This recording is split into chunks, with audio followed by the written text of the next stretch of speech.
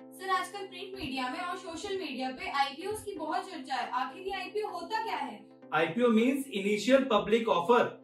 When a company issue its shares to the public, it is called as initial public offer. इसका और easy में मैं आपको समझाता हूं थ्रू एन एग्जांपल। हाय, मैं हूं मोहित कुंजाल, directorsinvestments.com से। Through this video, I will brief you about what is IPO. Before I start, I just want to brief you that all the contents which I am going to share in this video are only for educational purpose. IPO का मैंने आपको definition बताया, initial public offer. इसको मैं और easy तरीके से समझाऊंगा थ्रू एन एग्जांपल। ये एग्जांपल मैंने अपने एक existing YouTube video what is dividend में दिया है।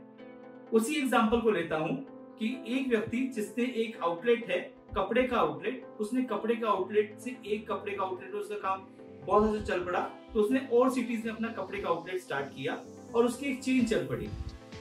He initially gathered some money from your existing friends या उसने लोन से वो अपनी आउटलेट्स को बढ़ाया, बट जैसे जैसे उसके आउटलेट्स बढ़ते गए सिटीज में, तो उसको और पैसे की रिक्वायरमेंट हुई। तो एक टाइम ऐसा आया कि उसको लगा कि अब मुझे और पैसा इकट्ठा करने के लिए लोगों के पास जाना पड़ेगा। और वो लोग कौन है? लोग हैं आप और मैं हूं। तो हमारे पास जाएगा और हमसे पैसा लेगा, बट हम पैसा क्यों दे उसको? उसके पीछे एक रीजन है।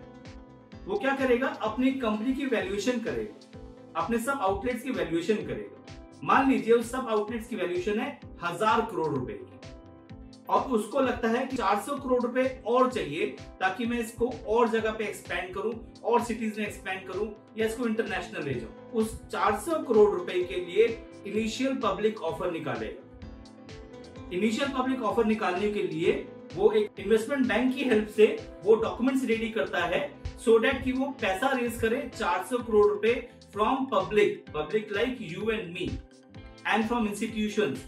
उसके लिए एक प्रॉपर डॉक्यूमेंटेशन करने के बाद वो कहता है कि अब मैं 400 करोड़ रुपए लोगों से लूंगा, और वो कैसे लेगा उसका भी एक प्रोसेस है। तो 400 करोड़ रुपए के हिसाब से 10 रुपए का एक शेयर वो इशू करता है, तो वो 40 करोड़ शेयर्स इशू करता है ताकि नॉर्मल पब्लिक उसमें अप्लाई कर सके। अब एग्जांपल लेता हूं, मेरे पास 1 लाख रुपए हैं, तो मैं कहता हूं कि मैं 10,000 शेयर ही अप्लाई कर सकता हूं, because 1 lakh divided by 10 is 10,000, तो मैं 10,000 शेयर अप्लाई कर सकता हूं। आपके पास 2 लाख रुपए हैं तो आपने 20,000 शेयर अप्लाई किए, तो ओवरऑल 40 करोड़ शेयर इकट्ठे हुए। इसका मतलब 400 करोड़ रुपए इकट्ठा हो गया और उसने अपना बिजनेस एक्सपैंड किया और उसने अपना बिजनेस ग्रो किया। इसे कहते हैं इनिशियल पब्लिक ऑफर, जिसमें एक आम व्यक्ति उस कंपनी का हिस्सेदार बन जाता है। अगर वो कंपनी 1000 करोड़ रुपए की थी, मैंने 1 लाख रुपए अप्लाई किया, तो मैं 1 लाख रुपए का हिस्सेदार हुआ। आपने 2 लाख रुपए के शेयर अप्लाई किए, आप 2 लाख रुपए के हिस्सेदार हुए। अगर वो कंपनी ग्रो करेगी तो डेफिनेटली आपके शेयर्स भी ग्रो करेंगे। अब आता है क्वेश्चन कि how to apply for an IPO. आप आईपीओ में अप्लाई कैसे कर सकते हो? जैसे कि आपका बैंक अकाउंट है, वैसे ही आपके बैंक के पास एक डीमैट अकाउंट और ट्रेडिंग अकाउंट भी होता है जो आप खोल सकते हैं। नहीं तो आप हमारी हेल्प ले सकते हैं। We can also help you open your demat account and trading account. इसके बाद जब बैंक अकाउंट खुल गया, उसके बाद अगर डीमैट और ट्रेडिंग अकाउंट हो गया, तो उसके अंदर एक आईपीओ का कॉलम होता है। उस आईपीओ के लिंक पे या आईपीओ के कॉलम पे आप क्लिक करेंगे तो उस दिन के जो आईपीओज होते हैं उस पर आप देखेंगे कि आपको ये आईपीओ है अवेलेबल, आप इसमें अप्लाई कर सकते हैं। देखिए, आईपीओ हर रोज अवेलेबल नहीं होते हैं। उनकी एक डेट होती है जो कि डिसाइड करता है SEBI, which is security and exchange board of India. ये 2 या 3 दिन की विंडोज मिलती है, उस पर्टिकुलर विंडो में ही वो अप्लाई कर सकते हो आप उस पर्टिकुलर आईपीओ के। इसके बाद आता है अलॉटमेंट डे।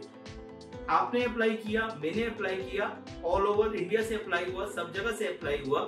उसके बाद क्या हुआ? मान लीजिए उसी एग्जांपल के थ्रू लेके चलते हैं कि आपने 40 करोड़ शेयर्स अप्लाई करने थे ताकि वो 400 करोड़ रुपए इकट्ठा हो जाए, पर लोगों ने बहुत अच्छा लगा उस कंपनी के बारे में या उस आउटलेट के बारे में, तो बहुत सारे लोगों ने अप्लाई किया, तो 40 करोड़ की जगह 80 करोड़ शेयर्स इकट्ठे हो गए।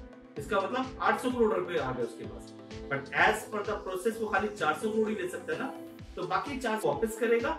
या मान लीजिए मैंने 1 लाख रुपए के शेयर्स अप्लाई किए, तो मुझे वो 40,000 के शेयर्स दे देगा। आपने 2 लाख के शेयर्स अप्लाई किए तो आपको वो 1 लाख के शेयर्स दे देगा। तो ये डिसाइड होता है on the allotment date. Last is listing date. Listing date होती है कि मान लीजिए आपने अप्लाई कर दिया शेयर्स में, मैंने अप्लाई किया, उसके बाद अलॉटमेंट आ गई, उसके बाद वो नॉर्मल पब्लिक के लिए खरीदने और बेचने के लिए कब रेडी होगा। देखिए आपने शेयर्स अप्लाई किया, आपको लगा कि मैं इसको अब ज्यादा दिन नहीं रखूंगा, मेरे को वो शेयर 10 रुपए का 12 रुपए का हो गया या 15 रुपए का हो गया, मैं उसको बेचना चाहता हूँ, तो आप उसको ओपन मार्केट में बेच सकते हैं through your trading account. Last question आपके माइंड में आता है कि कंपनीज लाती क्यों है आईपीओ। उसका मेन रीजन ये है for the growth and expansion of the business. Because जो आपसे पैसा रेज होगा ना तो उस पर आपको उनको ब्याज देना पड़ेगा, ना ही कोई स्पेसिफिक लाइबिलिटी है। बिकॉज आप उस कंपनी की को ओनर्स बन गए हो, तो कंपनी अगर प्रॉफिट कमाएगी तो आपको प्रॉफिट देगी in the form of dividends, जो मैंने आपको ऑलरेडी अपनी एक एग्जिस्टिंग यूट्यूब वीडियो में ब्रीफ किया हुआ है। सो हेंस कंपनी का मेन रीजन होता है कि for the growth and expansion. एक और रीजन भी हो जाता है कि कुछ प्रमोटर्स अपना शेयर्स डाइल्यूट करना चाहते हैं, तो वो उसके लिए भी अपना आईपीओ लेके आते हैं। होप मैं आपको समझा पाया हूं कि आईपीओस क्या होते हैं। आप आईपीओस में अप्लाई कीजिए, मेरे यूट्यूब वीडियोस देखिए, उसमें मैं बहुत सारे आईपीओस को एनालाइज करता हूं। उसको एनालाइज करने के बाद ही आप आईपीओस में अप्लाई कीजिए। For more information please visit our website www.directorsinvestments.com. Please like and subscribe our YouTube channel. Thanks.